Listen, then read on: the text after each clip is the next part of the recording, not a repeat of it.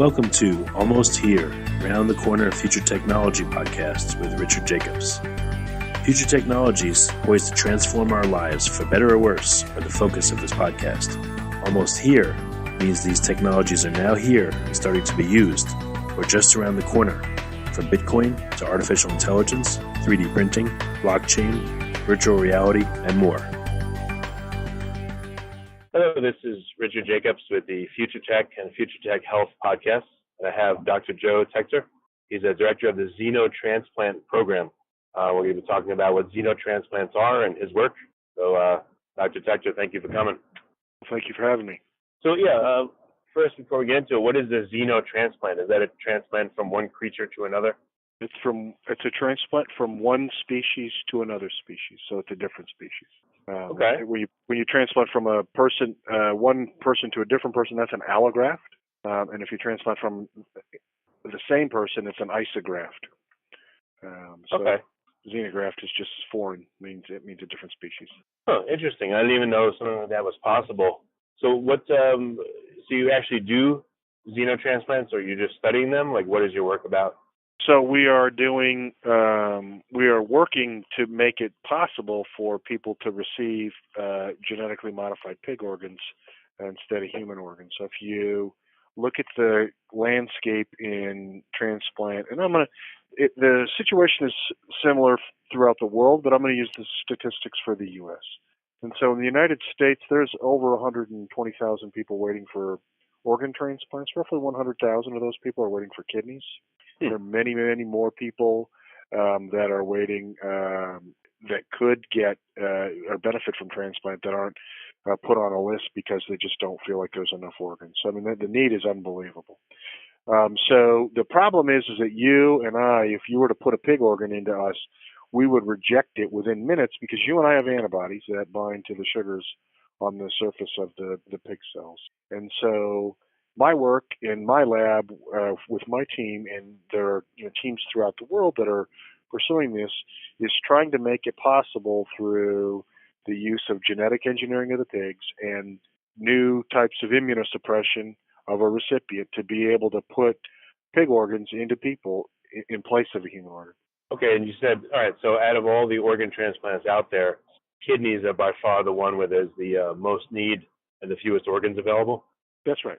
Yeah, actually, a friend of mine needs a kidney transplant. He had to go through a whole process and had to be vetted, and they had to make sure he's eligible, and he goes to, he has to do all these things just to be put on the list. So, yeah, I'm sure it's necessary, unfortunately, and it's because there's not enough of them to go around.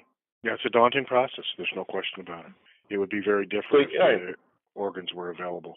So you want to, so you want to harvest pig organs and be able to transplant them into people. What are, you said about organ rejection, what are some of the roadblocks or difficulties in doing that, and how can you overcome them?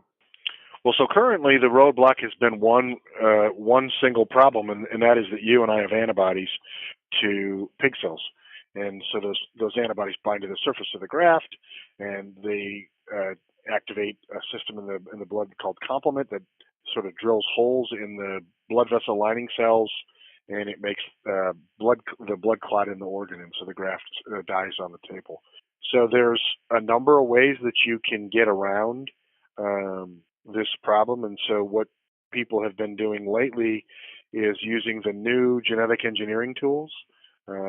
Specifically, people have been using the CRISPR-Cas system to delete genes, and so in my lab we deleted 3 enzymes that are responsible for producing sugars that you and we have those enzymes in our body, but we deleted them during the course of evolution.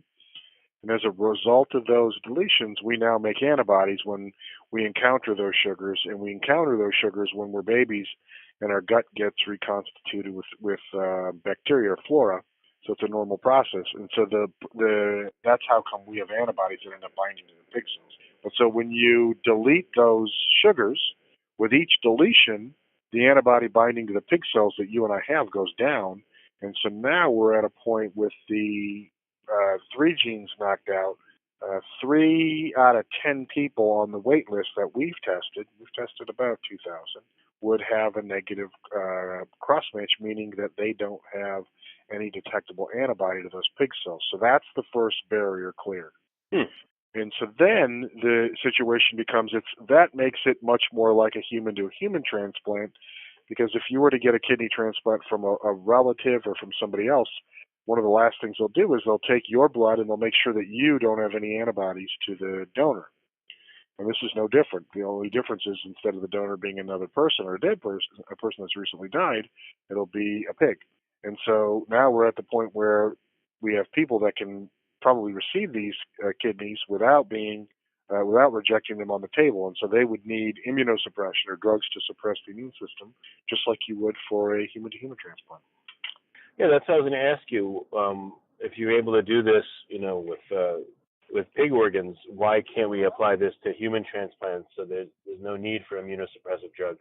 Well, so we're a long way from not needing any immunosuppressive drugs in a xenotransplant. But the issue with why you can't do that in humans is when you get the human organ, that organ is already formed. Whereas with the pigs, we're able to take cells and modify those cells and then clone those cells so that the pigs are created and born with that in mind.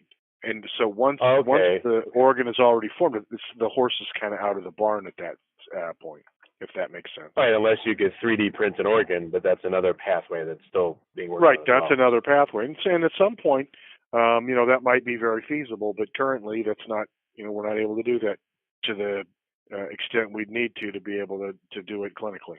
Well, I heard that there are also viruses over time that have worked their way into animal genes and into our genes. I don't know what they call them, but so they're called retroviruses, and so sure, and so we have retroviruses. There's human endogenous retroviruses.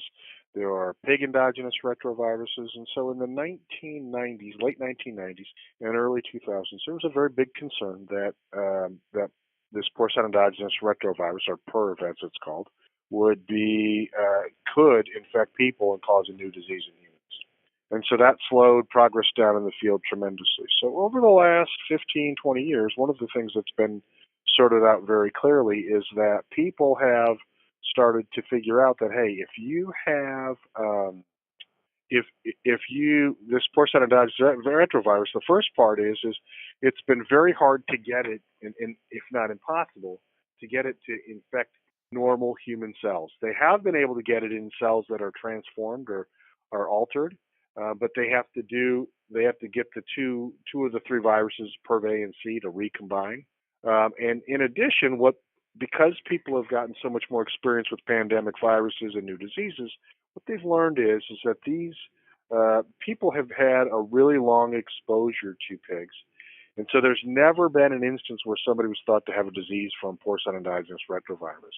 In addition, this porcine endogenous retrovirus, or PERV, it's never been shown that virus causes disease in a pig. And if it were to infect human cells, work from the FDA labs, has shown that porcine endogenous retrovirus is exquisitely sensitive to two classes of antiretroviral drugs. And so at this point in time, I think the feeling in the xenograft community, and I think the regulatory bodies will likely agree, is that PERV is unlikely to be a serious threat. And so you mentioned George Church, and they knocked out the polymerase that makes the PERV, and it's a very nice piece of genetic engineering work, but I don't see that as something coming on the front end. I see that coming later on. If it comes at all. The fewer obstacles, the better, Correct. No, that's right. All right, so you've been able to knock out these antibodies. How do you even test whether this will work? So it's not antibodies. We've knocked out the sugars that the antibodies bind to. So you still have the antibodies, but these pigs just don't have those sugars for it to bind to anymore. I'm sorry. Yeah, I misspoke. So sugars. Well, that's okay. But how would you test that this will work? Because I don't think I don't know if you'll be allowed to just round up some people that need organs and put pig organs in them. So how do you get to the point where you know if this is going to work or not, and then test it? Well, yeah, you can do cross-matching assays like you do for human transplants, and then you can also test the pig organs in a small number of non-human primates. And so that's the work that's been done to move that forward. And so what we can say is we're able to keep. So these kidneys have been able to keep rhesus monkeys alive from between 300 to 500 days. Okay, but they still have to have immunosuppressive drugs. Correct. It's like getting a human-to-human transplant. And I don't know if you saw the Germans published something in Nature about a week ago where they were able to get baboons to live with a pig heart for more than 6 months. Which was a really exciting piece of work. If this works, why are the creatures only living 6 months or a year? What happens over time with these transplants? Well, so first off, there's only so long that you need to go to prove that it can work. The other thing is these pigs are made for use in humans, so they're actually a better match for humans. And there are limitations to what you can do to take care of the primates as compared to a human being. You can't draw blood all the time, so you can't monitor drug levels as carefully. I mean, there's a lot of different things that are challenges that. So in drug development, if you can go 6 months in a preclinical model like that, that's usually more than enough convincing that you can go ahead for a clinical trial. Yeah, so if you were looking at human, go ahead. Yeah, even in human-to-human transplants, why do people have to take immunosuppressive drugs? Like, what goes on? And I apologize, I'm just ignorant of it, but why? No, but so there's the region of the body is called the major histocompatibility complex. In the human, it's called human leukocyte antigen, and the pig, it's swine leukocyte antigen. But if your immune system is able to form antibodies, if they don't match exactly, and it's unusual for them to match exactly, then those different molecules signify the body can start making some either T cells can bind to it and cause a reaction, or you can make antibodies to it, and then antibody rejection is very hard to overcome. Yeah, I wonder if by studying cancer, because cancer seems to mask itself, in the body, so it doesn't look like a foreign object, if you could learn from those kind of cells to stop rejection of transplants.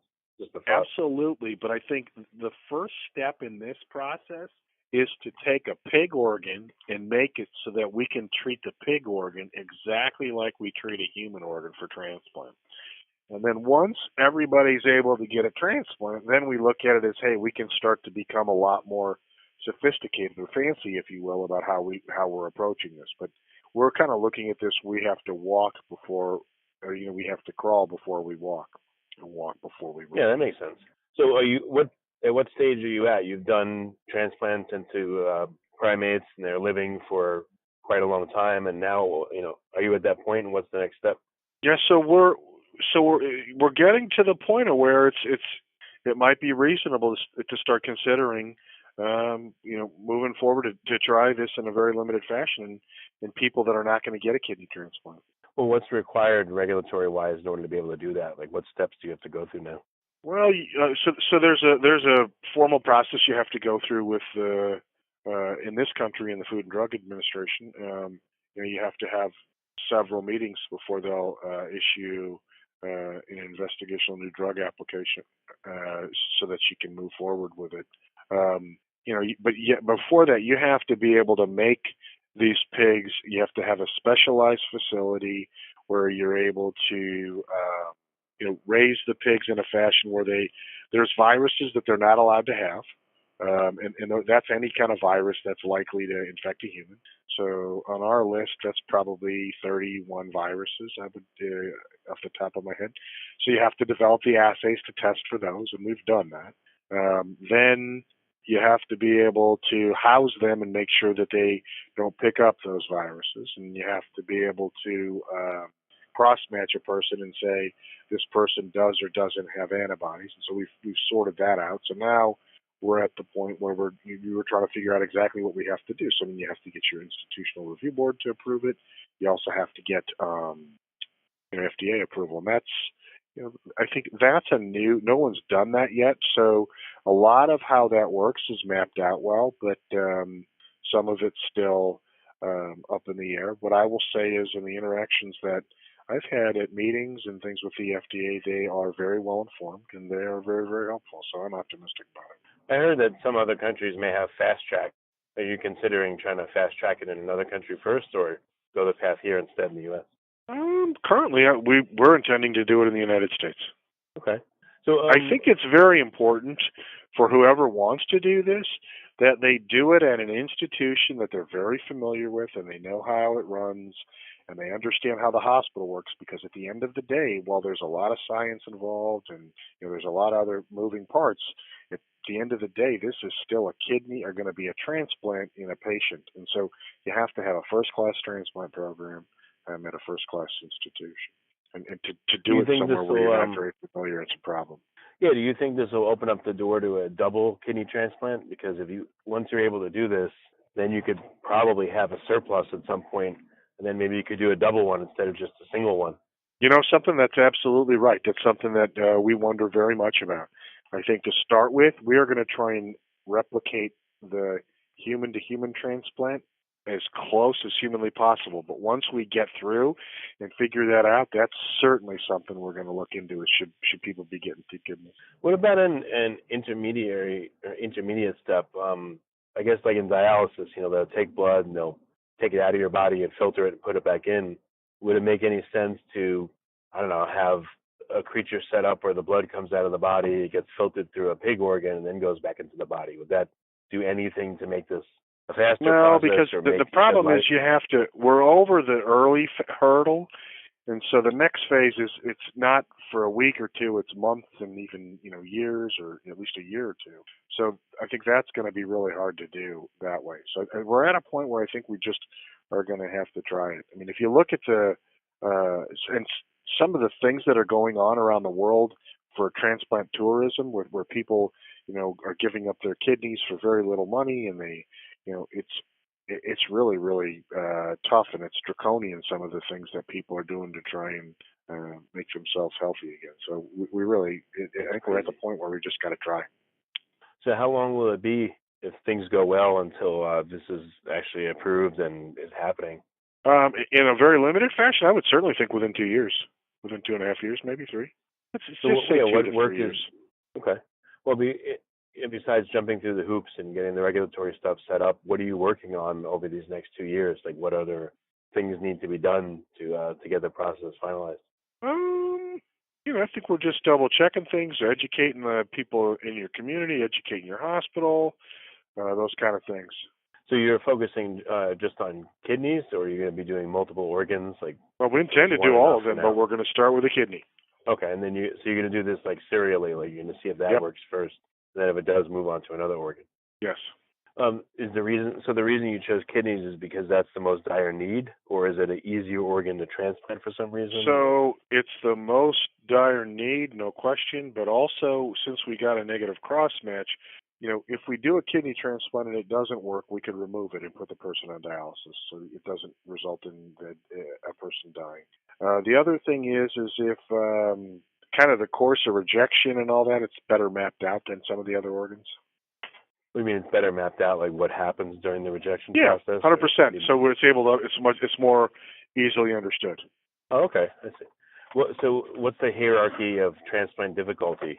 So a kidney is not so bad, and there's a great need. What would be next, and what would be next after that, and what's more difficult? Quite possible. I think the heart is okay, and then I think the liver comes in next, and then I think probably the lungs, and then the intestines probably last. And I think the pancreas is somewhere in the middle, but I think people expect to do islet transplants or cellular transplants rather than whole organs, so I kind of held that out. And how many transplantable organs are there from pigs? Could you transplant just about every organ we need, or are there only a few? So. No, you think all of them probably work. Okay, no, interesting. It sounds like, hey, we got it down. It's we're just waiting. That's why I'm asking. We're getting closer. It's been a long time, though. I mean, we've been working on this for years and years. So it's one of those overnight successes that took 10, 20 years, right? Yeah, that's exactly right. Is there a need to look at other animals, or is the pig that's going to be plenty? You don't need to look elsewhere. Well, the pig has all the characteristics that you might look for. Number one, as far as they're, used for food. So that's one barrier where people are used to, using the pigs for human benefit. Then pigs, come in all sizes. They grow fast. They have sizable litters.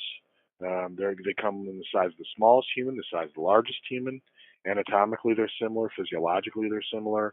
The pig genome is well characterized. We're able to do a lot of genetic modifications to it. So, I think there's a lot of reasons to go with a pig. So I think that's probably going to be the animal of choice. It's got a low risk for transmitting diseases to humans. And this is a weird question that occurred to me, but what if you're Muslim, or what if you're Orthodox Jew and you don't eat pork? Yeah, okay that's a great question. It seems like every culture has a clause that says, look, if it's to save a person's life, we're okay with it. And so that's been my basic understanding, is that people are okay with it. Yeah, I was just wondering, because I wonder if that'll be a big complication. But if they're okay with it, that's great. Yeah, so far it looks like they've been okay with it.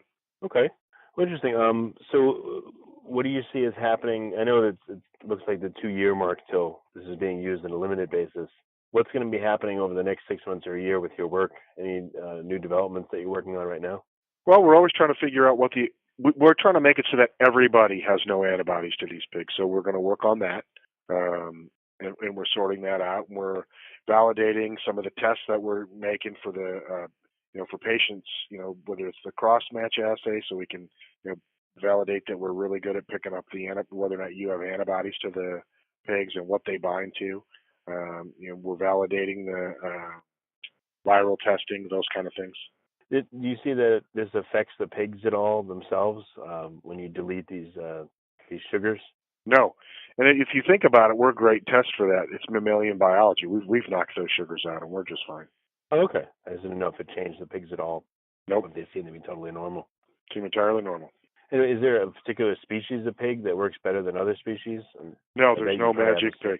It's just got to have one that's got the right genetic makeup as far as the genetic engineering goes. Okay, I don't know if there's a certain breed that you're focusing on, and if you use other breeds, if that would cause too much complication. No. Okay. Well, very good. So what's the best way for folks to get in touch if they have questions and they want to find out more? You mean? If they want to maybe read papers on your work, or speak to the company that you work with, or just reach out in some way, ideas, collaboration, whatever it may be. What's the best way for people to get in touch? Do they just go to a website, or how should they find out more? Yeah, if they look on the web and at UAB, they can find it. Absolutely. There's some of the Transplant Society websites. There's the International Xenotransplant Association website. It's ICSA. That's a website that has information. Okay, well, very good. Okay. Well, I appreciate coming on the podcast, and I hope this works out. It's going to save a lot of lives. Yeah, we're optimistic. Thank you for your time. You have been listening to Almost Here, Around the Corner Future Technology podcast with Richard Jacobs.